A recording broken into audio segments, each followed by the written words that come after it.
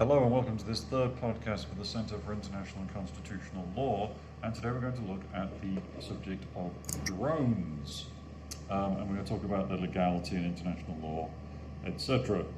So, drones, that's the topic. I'm Alex Lawson, the director of the Centre, and one of your lecturers here, of course, as well. So let's start out with some definitions. That's always a good place to start. We're really concerned here with the military use of drones. Drones can be used for many different means. I mean, drones are basically in common everyday use. You'll see drones being used by things like the police and fire services use them now. Traffic control is often done by drones. Lots of jobs that used to be done by helicopters are now done by drones. A search and rescue for people lost at sea can be done by drones. Drones are basically, to give their proper term, remotely piloted vehicles, or RPV, or in military terms, we often use the term unmanned or uninhabited aerial vehicle, or UAV, right? So the point I'm making is that drones can be civil and they can be military, and you can buy drones. You know, we've all seen people playing around with them on the beach or something. There's lots of amusing videos on YouTube of people crashing their drones or losing them. You know, and you get one for your birthday or something, you mess around with it and then you fly into a wall and it smashes to a million bits. That's a drone. A drone is simply a vehicle that is a flying vehicle that is not actually piloted by somebody in the vehicle itself. And they go from these really small ones you can buy that are the size of a dinner plate that you just mess around with, maybe have a camera in them, all the way up to extremely large and sophisticated vehicles now that are the size of smaller jet airplanes. If you see a business jet, which is one of those little jets at an airport with two engines at the back and VIPs fly in them, you can get drones now that are that size and indeed even bigger. So drones is the colloquial term that we use to describe these vehicles, but we're concerned strictly here with military usage. And the correct terms are uninhabited aerial vehicle, or sometimes uninhabited combat aerial vehicle, which is UCAV instead of UAV. Now, drones as weapons of war have actually been around for a very long time. There were remotely piloted vehicles as far back as the Second World War that the Nazis experimented with. The technology is kind of similar in many ways to that from guided weapons. Guided weapons are weapons that are smart bombs, they're commonly referred to. Weapons that can adjust their trajectory themselves to ensure that they hit their target. We use the term dumb bombs to describe traditional bombs. You simply drop them from an aeroplane and the chances of hitting their target are infinitesimally small, and therefore they're not that useful in modern warfare. Dumb bombs are only really good for blowing up people in cities because it doesn't really matter how accurate you are, you just have to drop the bomb somewhere over the city and it will inevitably kill some people. But when you're talking about actually hitting precision targets, smart weapons, or smart bombs colloquially, have been around, as I said, even from the Second World War, they were not tremendously effective. These were bombs that could be guided to their targets, and missiles that could be guided to their targets as well. If you want to know the distinction between the two, a bomb does not have a source of power in it, whereas a missile does. So a missile has an engine, a rocket engine usually, or a jet engine, whereas a bomb does not. A bomb relies on its potential energy being turned into kinetic energy when it's dropped to maneuver and strike its target. So they kind of glide to their target, whereas missiles are powered to their target. So the technology for that was then applied to unmanned aerial vehicles. The difference being that whereas a bomb or a missile, when it leaves its aeroplane and heads towards its target, that's it, it's not coming back, right? It's a one-way mission for that brave bomb, which is that it's going to explode on impact. Hopefully it's going to hit its target and kill the enemy we want it to kill. If we're unlucky, it will miss the target, or the target has been incorrectly picked out and it might kill some civilians, but it ain't coming back, right? You're not going to use it again. Whereas an unmanned aerial vehicle is used over and over again. It takes off, flies around, then lands back on the runway again. Then the engineers go and check it to make sure that it's still working, refuel it, and then it takes off again and does the same thing again. So drones are designed to come back. There is a hybrid category now called loitering munitions, which are munitions that can be deployed over the battlefield, and they can be flown into their targets to explode, but in some circumstances where there are no targets, they simply return to their base, and then can be sent out again the next day. And again, if there is a target that they can strike, they will strike it and explode, but if there are no targets, they come back. There's an obvious sort of drive here for economics, that you don't want to have one-way weapons, that don't come back. You'd be shocked by how much something like a single Tomahawk cruise missile actually costs. It's hundreds and hundreds of thousands of dollars, right? Each, So to get back specifically to drones, these are vehicles that are remotely piloted vehicles or uninhabited air vehicles, but somebody is controlling them somewhere else. And for example, the Royal Air Force controls its drones from one single location, which is RAF Waddington in Lincolnshire in the United Kingdom. And those drones are then deployed to wherever the combat zone is, but the piloting is done by those people in Lincoln in the UK, because they don't have to physically be anywhere near the targets. So the target might be in Syria, the unmanned aerial vehicle might take off from Cyprus where there's a British base, but the actual controllers are located further away. Sometimes you will move the controllers closer to the war zone if there are advantages to that. The greater the distance, the greater the lag in communications, even with satellite communications. If you are operating a vehicle that's 3,000 kilometers away, it stands to reason there's going to be a slight delay in the commands that you give being obeyed. Whereas if it's only 500 kilometers away, there's going to be less of a delay, right? But the basic idea of unmanned aerial vehicles is simple. You don't send a manned aerial vehicle into combat. The reasons for this are twofold. One is to do with loss of life. Western militaries are terrified of two things now in modern wars. The first is losing their own combat personnel, and the second is killing civilians. But make no mistake, the first is by far the most important. People will say it's sad when 25 civilians in Syria are blown up by a British missile, but they don't think it's as bad in the UK as if a British airman or two British airmen are shot down and killed over Syria. I'm not defending that, I'm just saying that it's the case that the lives of your own nationals seem to be more important than the lives of foreigners. And like I said, I'm not defending that, but that seems to be the case. Unmanned aerial vehicles promised a future, and they still do promise a future, where you wouldn't lose your own personnel because they're not physically there, right? I mean, to be honest, even today, when you are talking about air operations over somewhere like Syria, and if the RAF is conducting an operation over Syria, the chances of an RAF aeroplane being shot down over Syria are very small. They're vanishingly small. Syria does not have the sophisticated air defense technology to shoot down a modern combat jet flying at 40,000 feet, right? It did have this capacity maybe 12, 13 years ago, but that's all gone because of the Civil War. But even then, that's still a risk. There's still a risk that it might get shot down. Whereas an unmanned aerial vehicle, if it's shot down, nobody cares. All you've lost is money, and probably not that much money, because drones are also cheap, which is another advantage of them. They're cheap to build, they're cheap to operate, so when you lose a drone, you just buy another one. And yeah, it costs millions of dollars, but it doesn't cost millions and millions of dollars. If you lose a modern RAF Eurofighter Typhoon jet, you're talking about $75, $80 million lost. Whereas if an unmanned aerial vehicle goes down, it may be $2 or $3 million. Plus, obviously, the problem of the loss of the potential loss of the pilots. So they like drones because the military like drones because they promise aerial campaigns without any risk for loss of life, and they're also cheaper as well. That's the other reason. They're cheaper to operate. Basic physics, really. But if you think about it, when you build an aeroplane with a person in it, you have to build a lot of specific technology for that person. You have to, for example, give them a place to sit, which we call the cockpit. You have to give them an air supply so that they can breathe. You have to give them an ejector seat so that in the event that they're hit, they can eject safely. You have to provide all of this expensive and added technology.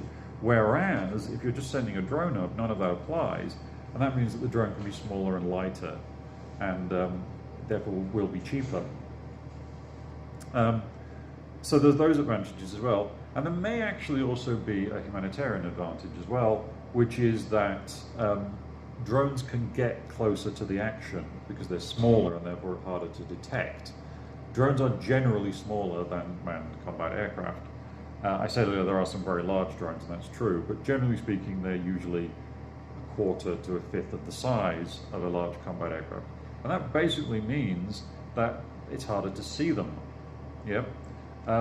It's not rocket science if you think about it. It's easier to spot a large airplane than a small one, and you can spot a larger airplane at greater distance. If you can see the larger airplane at greater distance, you can shoot it down more easily. That means drones can get closer to their targets, and that means that they can do close surveillance on targets to ensure that the loss of life of civilians is minimized. So there are all these advantages to drones. Now, having said that drones originated in the Second World War, the idea of drones didn't really, to use the pun, take off, and it certainly didn't come back until the late 1970s, early 1980s, when the Israeli Air Force began to deploy unmanned aerial vehicles in combat operations over Lebanon, and in particular over the Bekaa Valley in 1982. And they used drones for various means. They used them for surveillance. The other side, the Syrian military and the Lebanese military, were not expecting drones to be used. They were expecting to see large combat aircraft. And when they couldn't see anything, they assumed there was nobody surveilling them. And in fact, they were being surveilled by these smaller drones. And also drones were used for things like deception missions, where you could fly drones with a radar transponder on them to give off a larger radar signal than they actually have. And therefore, you could fly these drones with the appearance of a large coordinated air attack going in a certain direction. And therefore, the enemy would send all of its air defense systems to that location. And in fact, it's just a drone. The real attack is coming from a completely different direction, but you've lured them off to the wrong place. And they use drones for things like post-combat assessments of damage, which is basically after any dropping of weapons, you need to go and check whether you hit the targets or not, whether the target's still there, whether you missed and killed loads of civilians, etc., etc. You've got to do that. And drones were also used for that. So the Israelis were one of the first entities to really push the development of these technologies. And of course, Israel continues to use them in innovative ways even now, which we'll talk about later. So that's how drones are used. They're used for various things, but the chief advantage of them is simply they're cheaper, and perhaps more important than that, they're cheaper in terms of loss of life, right? There is really no risk when you send a drone out that your side will suffer any human losses, because the worst thing that's going to happen is the drone's going to get shot down, and everyone will go, well, that's a pain, but no one's going to cry. You don't hold a funeral for the drone, right? You don't have to have the drone's family saying, why did my son die, on TV? To which, the answer usually is, well, your son joined the military. He must have expected there was some possibility he might die. That's a very harsh answer, and it certainly doesn't sound as persuasive as a crying mother or a crying fiance on television. So the answer is, if we can do this all with drones, we won't have to worry about loss of life. Therefore, it's safer, but it's also cheaper. So, and as I've said, drones are used for those kinds of things, that I mentioned. But drones have evolved, and now they're used for combat activities. Originally, drones did not carry weapons, so UAV, uninhabited aerial vehicle, was the right definition. But drones started to carry weapons in the 1990s, and they became unmanned combat air vehicles that carried missiles on them. And where it started, where the usage of them really started, was in fact in Israel, in the occupied territories. And Israel began using drone strikes for what are called targeted killings. In other words, a targeted killing in international law is where you decide to kill a specific individual.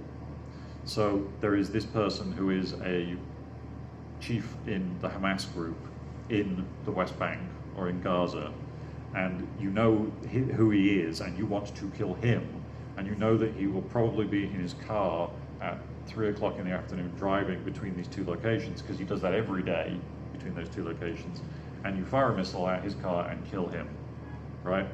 And that man is dead, right? And you might say, well, how is that different from war? Well, the answer is, in war, you don't set out to actually kill your enemy. The objective in warfare, in combat, is not killing their enemy. The objective is to get your enemy to agree to your political objectives. And ideally, you don't want to kill anybody in a war. You might, blow some stuff up just to demonstrate that you're capable of doing it. And then the other side says, okay, we agree, and we will submit to your political aims. The objective of warfare is not killing and destruction. It is getting your enemy to agree with your political demands. And the problem is that targeted killings, the objective is destruction. The objective is destruction of that person, right? And actually international law prohibits targeted killings as a result, although there have been many in history, and they continue to this day. But technically speaking, international law prohibits that objective. In fact, if you are going to engage with a single named individual, you should try and detain them. Obviously, we're not saying that you can't go after individuals who may be, responsible for the enemy leadership, but you can't set out to kill them. You must set out to take them prisoner. And in fact, this is what happened just recently in Syria, where the US mounted a commando raid to kill an ISIS commander. And that they ruled out using a drone strike because they didn't want to kill, his entire family. Unfortunately, the guy blew himself up, killing himself and his entire family. And the answer to that is, well, that's a shame for the family, but that's not a targeted killing operation. You can't really object to that. A drone strike would have been a targeted killing. This was actually an attempt to detain the guy, and they wanted. There's an obvious reason why that's advantageous as well, because you can get intelligence out of him. So they didn't use a drone; they used a commando raid. Unfortunately, the guy blew himself up and killed his family, which is a tragedy, but not something you can blame the attacking forces for. I mean, he decided to blow himself up and kill his family. It's his fault. So targeted killings are illegal. That was an example of trying to avoid one, but sometimes they are carried out, and particularly Israel is associated with them. But they've now been carried out by the United States and by the United Kingdom as well. Famously, of course, the United States killed one of the Iranian commanders who was in Iraq back in very early 2020. His name escapes me now, but you can Google it. It was in all of the news at the time, and very controversial, particularly here in Pakistan, which obviously has very good relations with Iran. This was a member of the Iranian military who was in Iraq and was killed by an American drone strike. So this is the thing to emphasize, that drones in themselves are not actually unlawful in international law. It's how they're used that is the problem, right? And let's talk about that more. We've kind of trailed that, now let's go into it in more depth. The general rules of international law on the use of force are that states are allowed to use force in only really two circumstances. One is where self-defense, where they've been attacked by an enemy. And that doesn't have to be a kind of classical war, it could be a large-scale terrorist attack. So you can make a decent argument for saying that the 9/11 attacks were an armed attack upon the United States, and they triggered, therefore, rights of self-defense. Those self-defense rights being against the Taliban government in Afghanistan that was harboring the attackers, the Al-Qaeda network. And there are plenty of other examples of classical self-defense. I mean, one of the most famous is when Iraq invaded Kuwait, and other nations, including the United States, but also Arab nations like Egypt and Syria, joined a coalition to assist Kuwait in defending themselves and establishing their government in Kuwait and defeating the Iraqi military. So self-defense is there, and self-defense can be individual or collective. So it can either be you've been attacked or your friends have been attacked and they ask for help, which is called collective self-defense. The other circumstance where force can be legal is simply if the UN Security Council says it can, and for this you need to look at Articles 39, 40, 41, and 42 of the United Nations Charter. So there is justification for the use of force in international law, but it should only be where it's allowed for by the Security Council or self-defense applies. And there are some problems with some of the current campaigns being waged. They don't seem to have this authorization. But I don't want to get into that now because that doesn't particularly address the issue of drones, that's use of force in general. International humanitarian law is the law that governs how armies actually fight. So it's not the use of force itself, but how they conduct themselves in the combat area. And there are restrictions in international humanitarian law on how wars are to be fought. Again, the objective of a war is not to cause death and suffering and destruction to your enemy. The objective of an armed conflict or a war is to bring the enemy to your terms as quickly as possible, to get them to agree with what you want with the minimal loss of life as quickly as you can.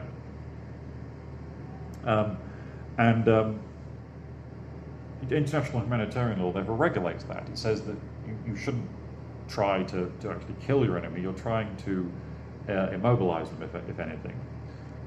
If an enemy surrenders, you can't kill them, you take them prisoner, because again, the objective is not killing your enemy, it's getting the objective that you want, and taking them prisoner will achieve that. It also, in international humanitarian law, also bans specific types of weaponry, which are weaponry that are particularly vicious and injurious. If you take a normal, standard bullet cartridge, and you take a knife and you score a cross in the front of the cartridge, and you fire that at somebody, what happens is, if you've done it right, is that instead of the bullet hitting the person and penetrating the flesh, what happens is the bullet opens up flat on impact, right? And instead of simply going in and striking you, if you imagine, for example, this bullet hits you in the shoulder, it will take your arm clean off, right? It'll flatten out and just rip your arm out from the shoulder, and you will be left with one arm. And that's called a dum-dum, and it's one of the things that's prohibited in international law. You should not use weapons like that. Something landmines is a good thing. Landmines had a specific treaty that has banned their use. Landmines still exist, unfortunately, for two reasons. Not every state agreed to the treaty, although most did. And secondly, there are just massive areas of the world that are still minefields, literally minefields, because they were mined in a conflict, and nobody kept any records of where the mines were. And there may have been 20 wars in that African country in the last 50 years. Each one added some more mines. And the only way you find out is when your cow walks into a minefield and blows up. And you're lucky if it's your cow walking into the minefield and blowing up, and not your wife, yourself, or your daughters, or your sons. So international law tries to make the use of weapons less harmful, basically. Tries to suggest that some weapons are allowed and not others. There's a technology around right now that has been very heavily developed in the West, which is incredibly powerful laser beams that cause blindness. And in fact, that is a restricted category of weapon. You cannot develop weapons that cause blindness under international humanitarian law. What the states in question say is that they're not going to use it in armed conflicts, they're going to use it in anti-terrorist operations, which are domestic, right? Which are really police actions, and therefore they won't be breaching international law. But it just seems likely that once this weapon's been invented, it probably will end up being used by the military as well. There are huge advantages. You imagine a weapon that could actually just blind, everybody on the battlefield, or everybody in the enemy side of the battlefield. All you have to do is trigger that thing, and you've won. Just set off this enormous blinding light, and that's it. They can't see, you can. It's going to be over in 10 minutes. International humanitarian law is what is known as Hague and Geneva law, because it's covered by the Hague and Geneva Conventions. And you can look those up. There are various Hague and Geneva Conventions that regulate how war is to be fought. International criminal law is a more recent phenomenon, and this deals specifically with the idea that individuals can be criminally responsible for their actions. But it really applies international humanitarian law. International criminal law is really about how you make international humanitarian law specific. International humanitarian law binds on states, right? So states sign these agreements, these treaties, and then they do not use those weapons or develop those weapons. International criminal law is about saying, okay, but your state did use those weapons, and we can't hold the state responsible for that because that's nonsense, but we can hold the leader responsible. It was your prime minister, your president, who decided to put those mines there. And your state had signed the landmines ban, you broke it, you put those mines there. Those mines caused great suffering to members of the military and also to civilians. Again, international humanitarian law is very key that you can't target civilians. And because you are the leader of that state and you made that decision, we can hold you responsible. And that's what international criminal law means. And then finally, there's of course human rights law, which can also be applied. Human rights law is universal. The Universal Declaration of Human Rights is accepted by every state as customary international law. And you can say that therefore a leader who is engaging in activities that cause suffering could be caught under human rights law. To be honest, human rights law is kind of the weakest of them, because human rights law is not really designed for armed conflicts, right? Human rights law is designed for non-armed conflict situations, for policing and things like that. And lots of human rights mechanisms have a specific exclusion that says they do not apply to the military. Universal Declaration does not, but lots of other regional mechanisms do. And also, this whole thing is tied up as well with this modern phenomenon of what we call private military contractors, or PMCs. PMCs are mercenaries, and mercenarism is unlawful under international law. Mercenarism is when you fight for money rather than because you are the army of the state. And there's a lot of it around, particularly in Libya and in Africa at the moment, where mercenaries have been hired because the local militaries aren't any good. The African militaries, to put it bluntly, are not very effective. They don't have much motivation. They're dealing in many cases with extremely radical enemies who are perfectly happy to blow themselves up in combat. And if you're like a Nigerian soldier, you know, who doesn't get paid very well, and you're faced with some guy who's going to blow himself up and kill you, then you don't want that to happen.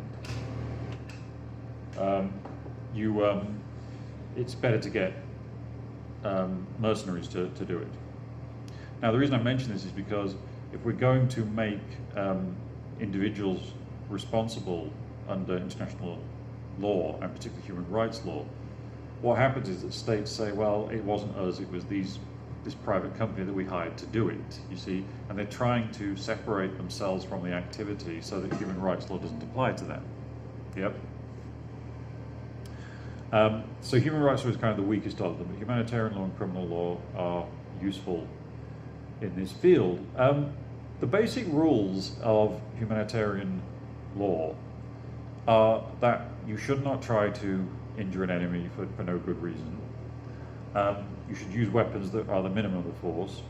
You must make a distinction between civilians and combatants. And you are to avoid civilian casualties at all costs. Combatants have to expect a certain number of casualties.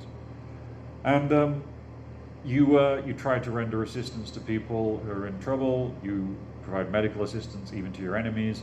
You take prisoners of war. All of these things are trying to minimize the horror of armed conflicts. And it will seem obvious, I think, straight away that drone strikes don't affect any of these areas. A drone strike is not in itself any more horrible than if the same weapon was dropped from a fighter plane, right? If you're hit by a Hellfire missile, it doesn't hurt more that it was dropped by a drone or whether it was dropped by an F-16 fighter jet. There is no distinction in terms of its effects. So actually, there is nothing anywhere in international law to say that drones are illegal as weapons of war. It's how they're used that's the problem. And I think there are a couple of points here that are really important. Why are people upset then by drones? Well, as I said, the answer is it's how they're used. And I think there are a couple of points here, one valid and one less so. The first point is that because drones are more effective weapons of war, it means that they tend to be used more than traditional aerial attacks are. And that means that if they're launching more operations, then they're used more, and therefore there's more missiles being fired, and therefore more people ultimately being hurt. And also, that capacity that drones have to be used more effectively means that sometimes you have to make judgments that involve the loss of civilian lives. You are not supposed to target civilians deliberately. But what does that actually mean? I mean, for example, if you've gone to great lengths to ensure that you're only going to hit this particular individual you know is a bomb maker, and you want to kill him before he makes any more bombs. So you say that 3 o'clock on a Thursday afternoon, this guy drives from this house to this house to meet with somebody else. And therefore you're going to blow him up, and you're going to kill him and his other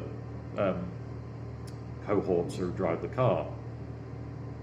But then what happens if at the last minute a civilian enters the fray, and someone who you have no idea, well, you don't know they're a civilian, but the point is you just don't know, right? You see somebody and you think, well, I've never seen that person before, they could be a combatant, they might not be a combatant.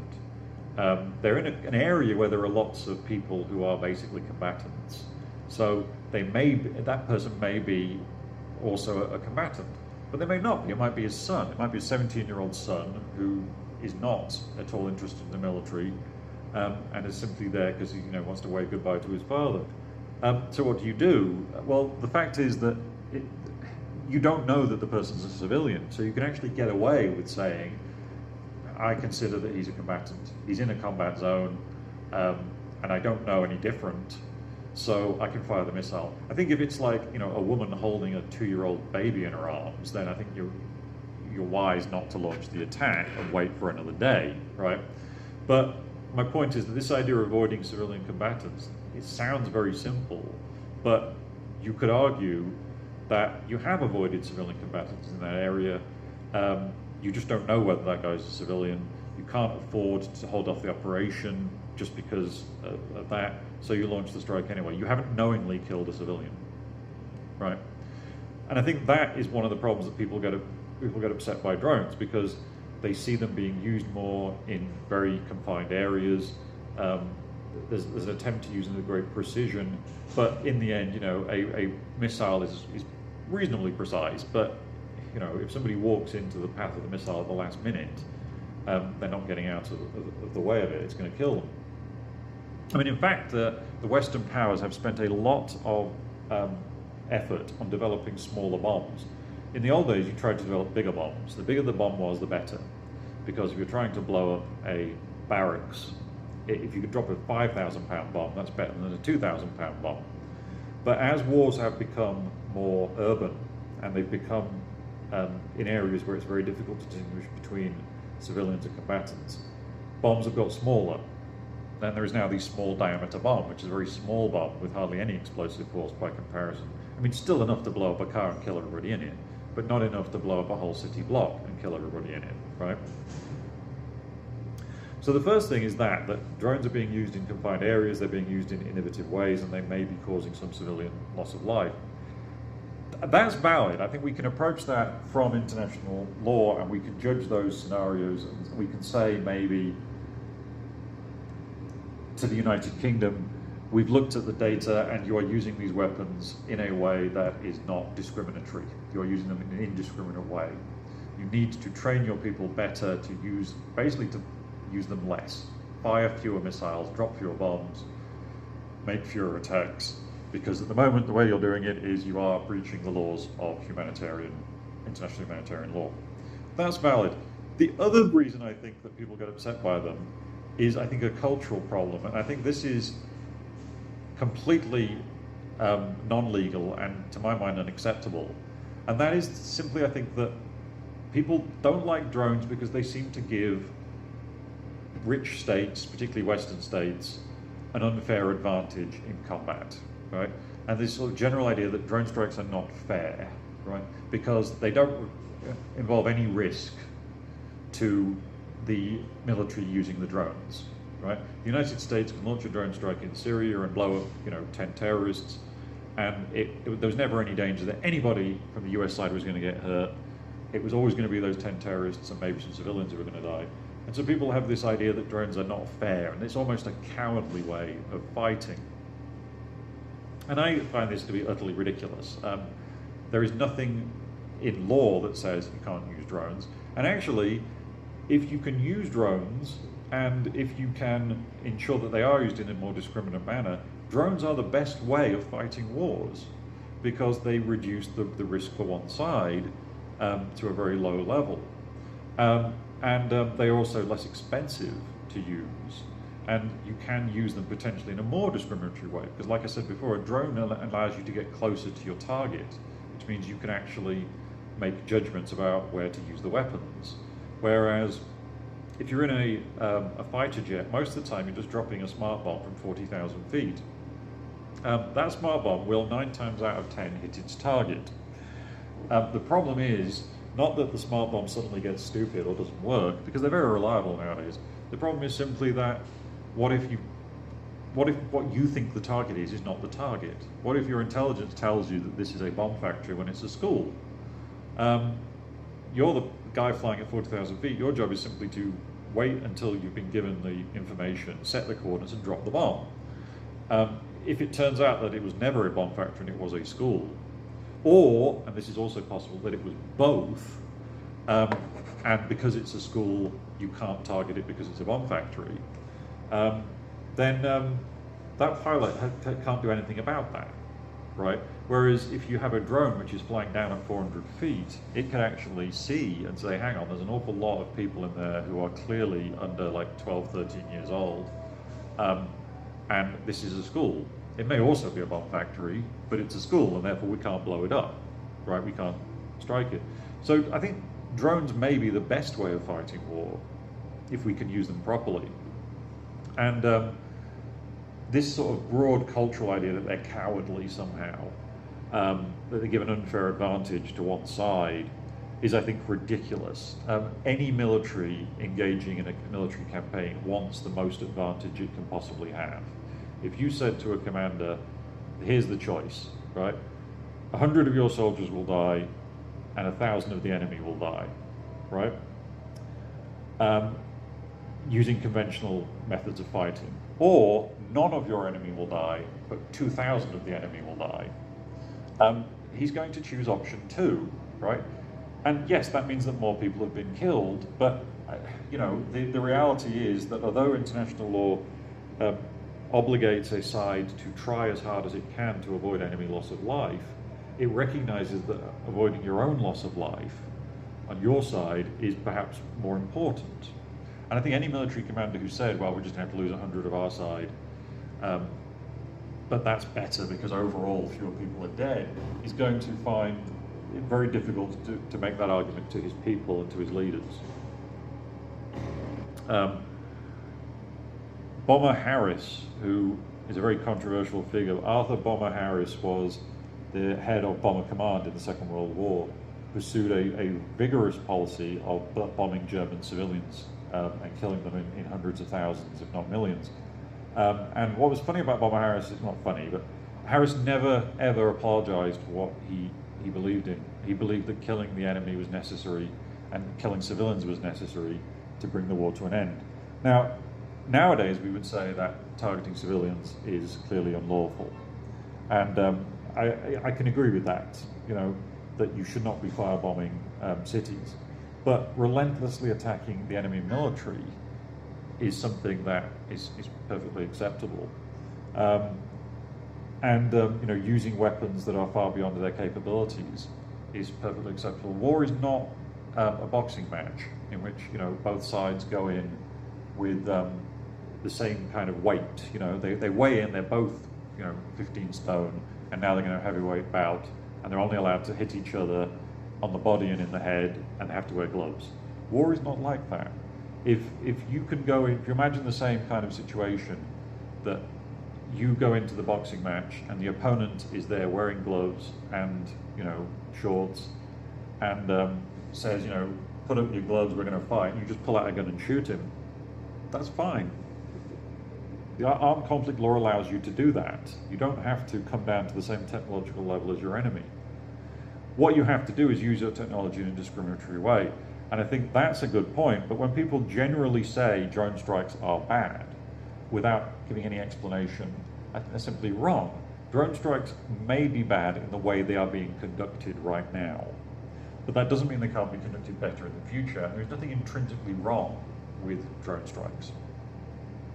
Now, the last point is, do we need a new legal regime for this? Some people have been calling for a new legal regime. I wouldn't be against that. I think that it doesn't hurt to have a regime if you think you can get people to sign up to it.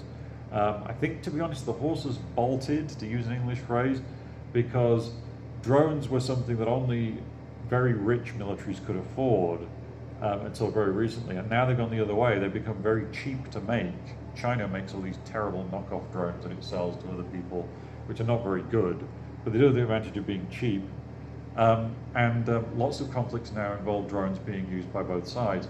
For example, the ongoing intervention in Yemen, led by Saudi Arabia, has seen drones being used by the rebels against the territory of Saudi Arabia and the United Arab Emirates. So drones have become democratized and available to all sides, and that's going to make it more difficult to get a treaty through, whereas when there was only a few states that had them, it would have been easier.